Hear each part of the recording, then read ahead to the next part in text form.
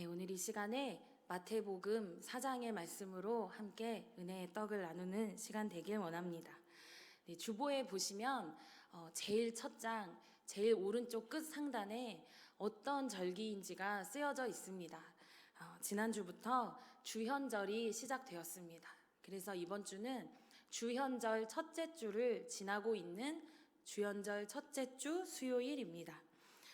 성탄절, 대림절은 많이 들어서 이미 알고 계실 것이고, 창조절, 성령 강림절, 이런 것들은 단어만 대충 들어도 대충 이런 뜻이구나 하고 우리가 짐작할 수 있는데, 주현절은 우리가 그 뜻과 의미를 잘 모르는 채로 지나가는 경우가 종종 있는 것 같습니다.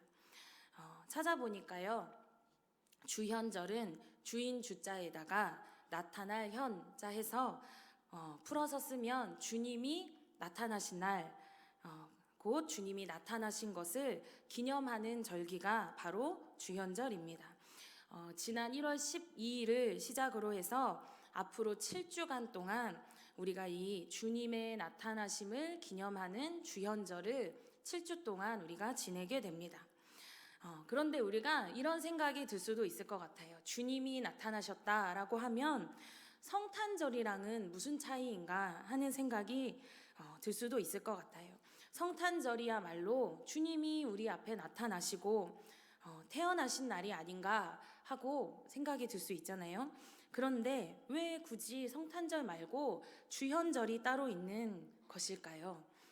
그것은 바로 주님이신 예수님이 이 땅에 몸을 입고 오신 것과는 또 다르게 또 다른 나타나심을 의미하는 절기이기 때문입니다.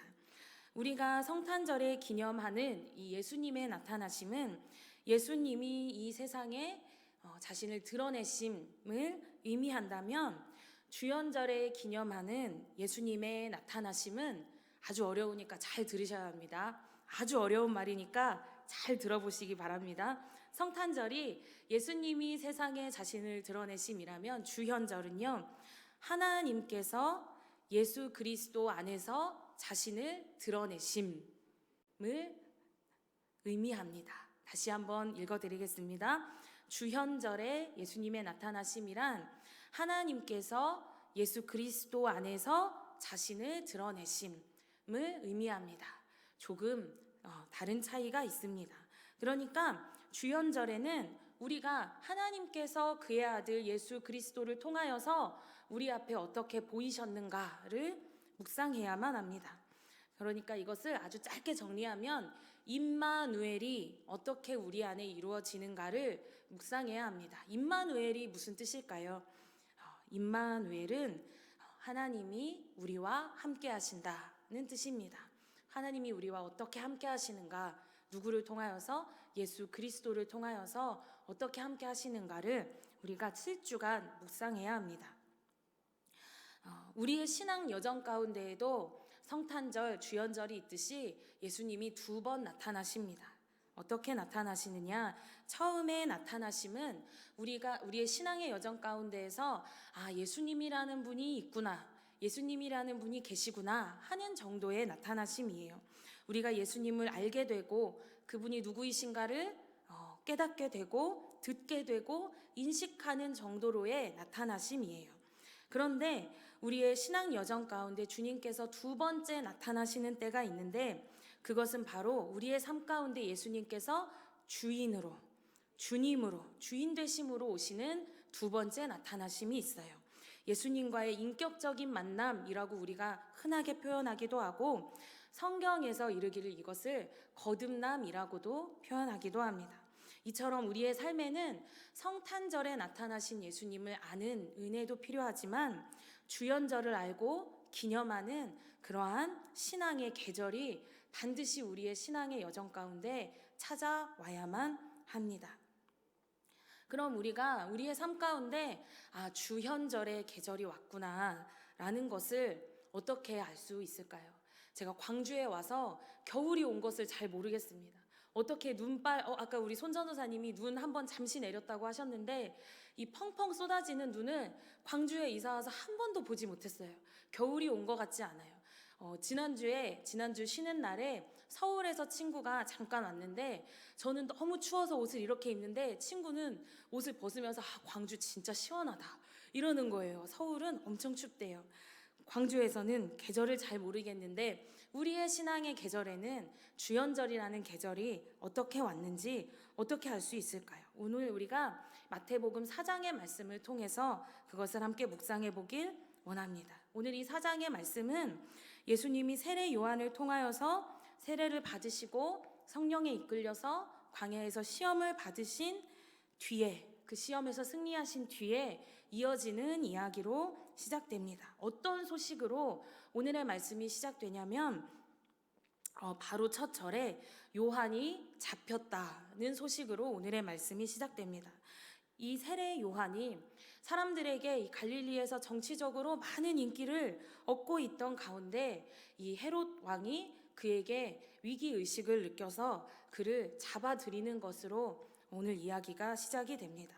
그 세례 요한이 잡혔다는 말을 들으신 뒤에 예수님께서 자신이 나고 자랐던 나사렛이라는 동네가 있는 갈릴리로 돌아가셨다라는 말씀으로 오늘의 이야기가 시작돼요. 세례 요한이 잡혔다는 것을 들으신 뒤에 갈릴리로 가셨다는 것은 아주 상징적인 움직임입니다. 어떤 것이냐? 여러분, 세례 요한이 이 땅에 와서 어떠한 예언을 했는지 기억하고 계십니까?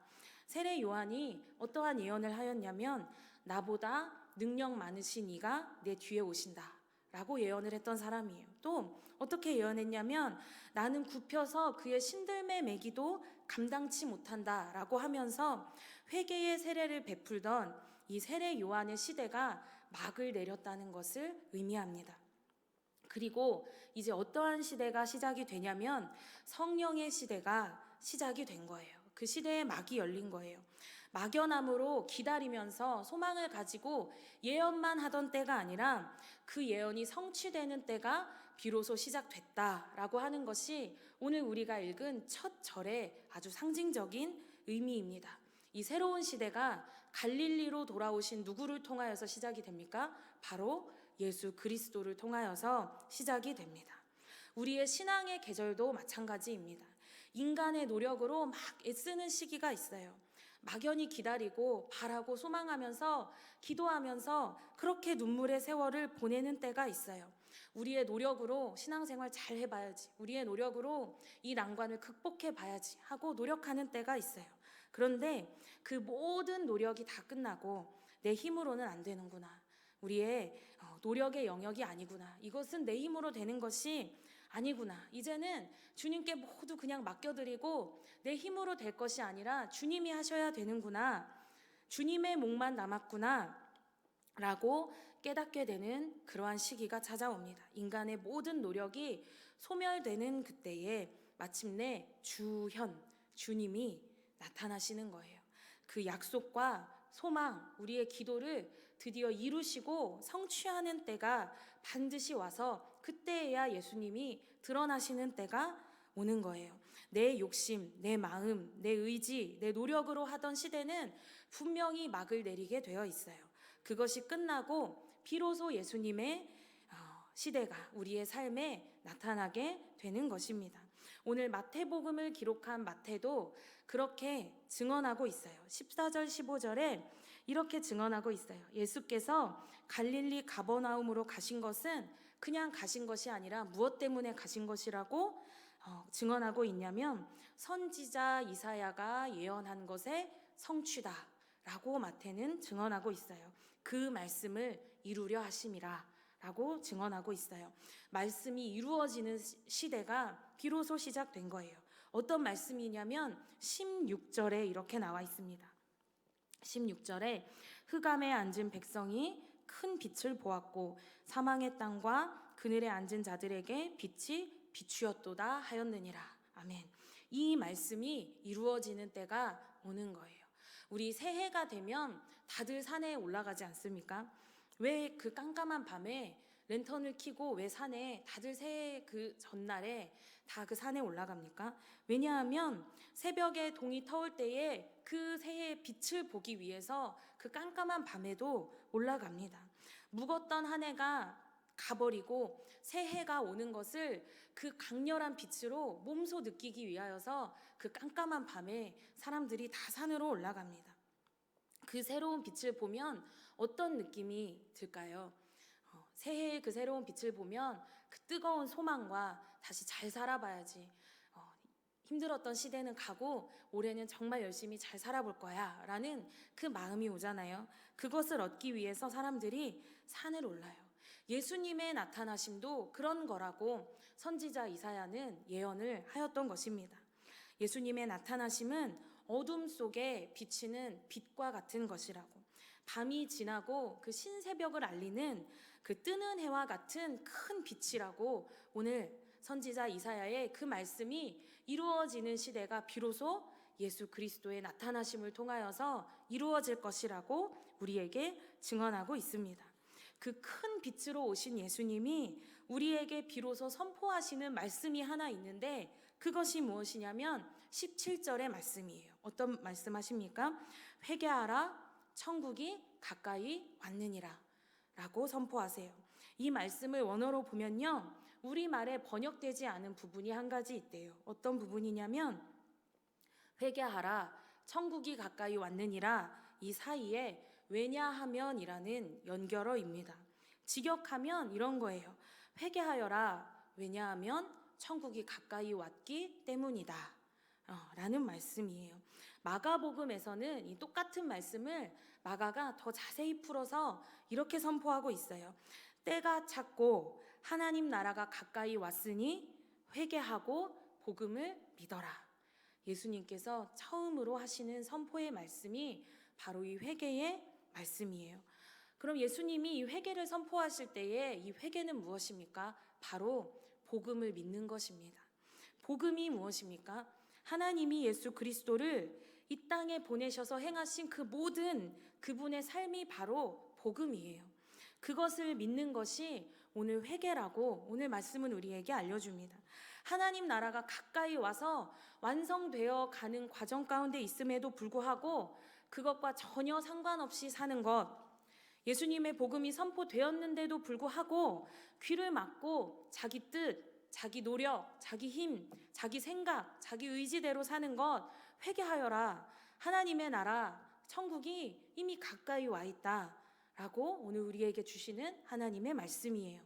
이 회개를 주시기 위하여서 예수님께서 우리를 친히 초청하고 계신 거예요. 말씀에서는 어떻게 초청하고 계십니까? 18절부터 22절까지의 말씀을 보면 어떠한 내용이 기록되어 있는지 확인해 보시기 바랍니다. 18절부터 22절까지의 말씀에는 제자들을 부르시는 말씀이 기록되어 있습니다. 소명 기사라고도 알려져 있는 그러한 말씀이에요. 예수님이 친히 그들 가운데 찾아가시고 부르시고 그들이 즉각적으로 그 부르심에 순종하여서 그들의 생업을 버려두고 예수님을 따라가는 내용이 18절에서 22절까지 기록되어 있습니다. 생업뿐만이 아니라 무엇도 버립니까? 아버지도 버리고 배도 버리고 예수님을 따라갑니다. 우리에게 큰 빛으로 오셔서 우리에게 회개를 선포하시는데 예수님이 하시는 첫 번째 사역이 바로 이 부르심이에요. 제자들을 부르심.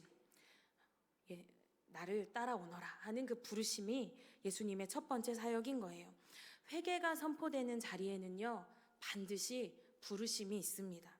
예수님이 그들을 향한 예수님의 초청이 반드시 있습니다. 나를 따라오너라 하는 그 말은 그냥 나에게 와서 머물러 있어라, 내 안에 들어와 있어라, 여기 내 그늘 밑에 있어라 라는 것이 아니에요. 나와 함께 가자는 말씀이에요. 그 머리 둘 곳 없이 사셨던 방랑자 같은 예수님의 삶 가운데로 우리를 초청하시는 거예요. 너 그냥 여기 와서 편히 쉬어라가 아니라 나와 함께 이 삶을 같이 살자라는 예수님의 부르심이에요. 예수님이 그 삶으로 이 주현절에 우리를 초청하시는 거예요. 그러니까 주현절은 그 부르심에, 예수님의 초청에 순종하는 계절입니다.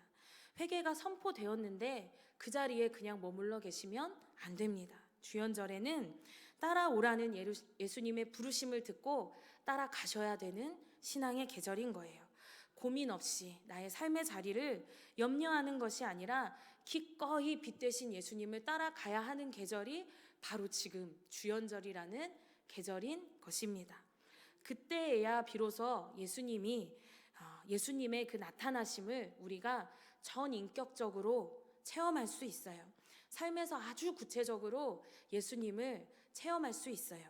23절에서 25절까지의 말씀은 예수님이 이 땅에 오셔서 행하신 모든 사역을 딱 두 절로 23, 24, 25 딱 세 절로 축약한 말씀이에요. 예수님께서 온 갈릴리에 두루 다니시면서 말씀을 가르치시고 천국 복음을 전파하시고 백성 중에 모든 약한 것과 병을 고치시니, 이 모든 예수님의 사역이 이 세 절에 다 축약되어 있습니다. 가르치시고 전파하시고 고치시는 일, 이러한 일들이 우리의 삶에도 예수님이 우리에게 나타나신 증거로 드러나시길 축복합니다.